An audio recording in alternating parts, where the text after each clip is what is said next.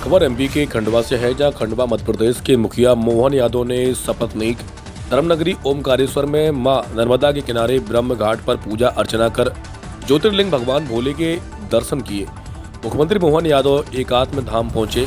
वहां आदि गुरु शंकराचार्य की 108 फीट बहुधातु की प्रतिमा के दर्शन कर पुष्प अर्पित किए। ओमकारेश्वर में बनने वाले शिव पंचायन मंदिर के निर्माण स्थल का भी निरीक्षण किया। देखिए संवाददाता दिलावर खान की रिपोर्ट। हमको अपने उस मूल तत्व की तरफ ले जाती है कि परमात्मा ने जल में जीवन दिया और जल से जीवन पाकर के कोई थलचर बना, कोई नभचर बना, कोई जलचर बना।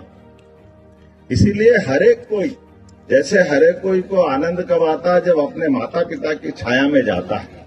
माता पिता का जो स्नेह मिलता है, वो स्नेह का जो आनंद है, वो रोज हमको जल से स्नान का वो आनंद मिलता है, क्योंकि हमारी अंततः उत्पत्ति जल से हुई है। जो जल से हमारा संबंध है वो चराचर जगत का, वो कोई आजकल का नहीं।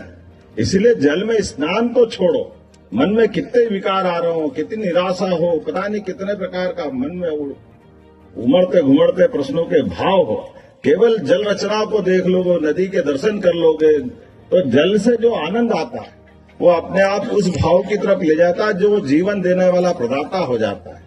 तो जीवन देने वाला प्रदाता जल से हमारा उस संबंध को स्थापित करता है और फिर जल से और आगे बढ़े अपने जीवन की यात्रा में। तो इस जल में ही तो ऑक्सीजन है, जल में ही तो जीवन है। हम इससे अलग का प्रकार के आयोजनों के लिए, व्यवस्थाओं के लिए जो जैसे घाट बनना चाहिए, जरूर बनना चाहिए।